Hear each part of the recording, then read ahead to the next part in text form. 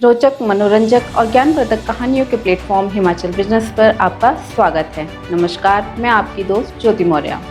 आज कहानी एक ऐसी रानी की हुनर से अंग्रेजों से जीती थी सिरमौर की गुलेरी रानी। कविनी प्रधान की शोधपरक पुस्तक Rani and Raj pen and sword में बुद्धिमान और ज्ञानी महिला के तौर पर दर्ज गुलेरी रानी। सिरमौर की गुलेरी रानी हुनर के दम पर अंग्रेजों से जीती थी। कविनी प्रधान की शोधपरक पुस्तक Ranis and Raj pen and sword में पहली बार ये प्रेरक कहानी सामने आई है। पुस्तक में गुलेरी रानी बुद्धिमान और ज्ञानी महिला के तौर पर दर्ज हुई है। सिरमौर के इतिहास में राजा क्रम प्रकाश की दूसरी पत्नी गुलेरी रानी का नाम बहुत बुद्धिमान और ज्ञानी रानी के तौर पर अंकित है।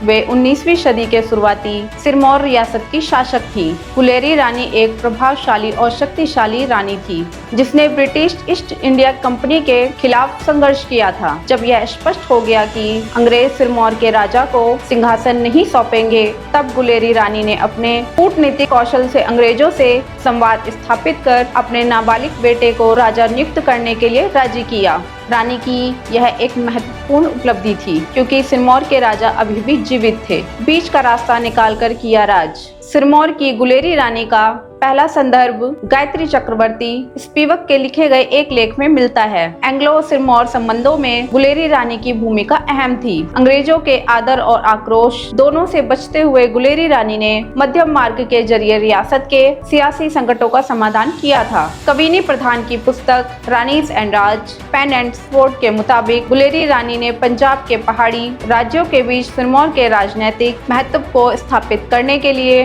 अंग्रेजों के साथ बातचीत की और जटिल संबंधों को संतुलित करने का प्रयास किया। बेटे के लिए रीजेंट बनी Guleri Rani. Ranis and Raj pen and sword में कविनी प्रधान लिखती हैं कि मैदानी इलाकों में राजघरानों के निर्वासन के दौरान गुलेरी रानी ने ब्रिटिश अधिकारियों के साथ संवाद के जरिए अपने परिवार की सत्ता को फिर से हासिल करने में एक महत्वपूर्ण भूमिका निभाई। वे सत्ता में वापसी के साथ पति से विरासत में मिली जर्जर रियासत के अभूतपूर्व सशक्तिकरण में भी एक प्रमुख सूत्रधार थी। नाहन से गोरखाओं के निष्कासन के समय रानी के अपने बेटे के लिए रीजेंट के रूप में बहाली हुई। सर्वोच्च ब्रिटिश कमांडर ऑक्टरलोनी ने गुलेरी रानी की मदद की, जिसका सिरमौर के भविष्य पर दीर्घकालिक प्रभाव पड़ा। डेविड ऑक्टरलोनी ने राजा से लिखित वादा करवाकर सत्ता के लिए रानी का रास्ता साफ किया। रानी को देनी पड़ी सती होने की धमकी। Ranis and Raj pen and sword के अनुसार नाहन जब अंग्रेजों के अधीन आ गया तो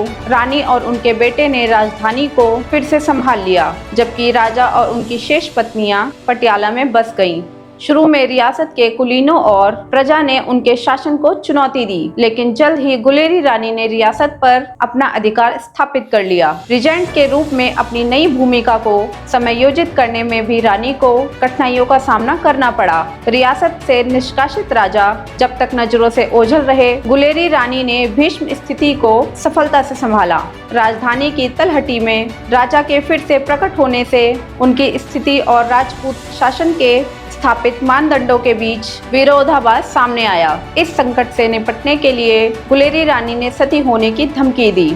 सिरमौर के विकास में गुलेरी रानी का रोल। कविनी प्रधान अपनी पुस्तक में लिखती हैं कि 1815 से 1827 तक रिजेंसी में अपने नामांकन के 3 साल के अंदर ही गुलेरी रानी ने सिरमौर की स्थिति को मजबूती से स्थापित कर दिया था। सिरमौर ने ब्रिटिश शासन के पहले दशकों में निरंतर आर्थिक विकास हुआ। 1817 और 1830 के बीच सिरमौर की वार्षिक आय 37,000 रुपए से बढ़कर 53,000 रुपए हो गए। गुलेरी रानी ने पहाड़ी अभिजात वर्ग में अपनी स्थिति का इस्तेमाल किया। गुलेरी रानी कितनी प्रभावशाली थी, इसका अंदाजा इसी से लगाया जा सकता है कि 1818 में थरोचिन के ठाकुर के राज्य विशेषक की अध्यक्षता लाहौर के प्रतिष्ठित अधिकारियों के साथ सिरमौर के बाल राजा ने की थी। माँ की मेहनत से बेटे को मिला ताज। Ranis and Raj pen and sword के मुताबिक पहाड़ी शासक परिवारों की पारंपरिक प्रथाओं के अनुसार गुलेरी रानी ने अपने बेटे को संस्कृत, संगीत और कला के साथ उसके सामाजिक पद के अनुरूप सांस्कृतिक मानदंडों और परंपराओं की शिक्षा दिलवाई। उन्होंने शिष्टाचार और राजसी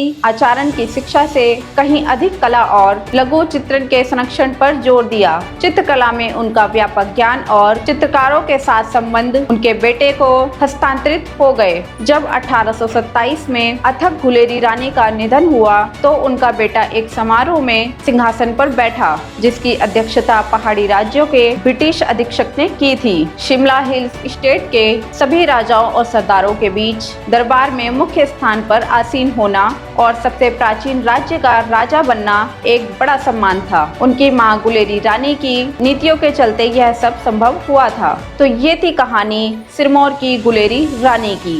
ये कहानी आपको कैसी लगी, अपनी प्रतिक्रिया जरूर दें। अगर आप इस वीडियो को YouTube पर देख रहे हैं तो चैनल को सब्सक्राइब करें। अगर आप इस वीडियो को Facebook पर देख रहे हैं तो पेज को लाइक और फॉलो करें। आप हमें Instagram और Twitter पे भी फॉलो कर सकते हैं। ऐसी ही रोचक, मनोरंजक और ज्ञानवर्धक कहानियों को जानने के लिए जुड़े रहे हिमाचल बिजनेस के साथ। बहुत बहुत धन्यवाद।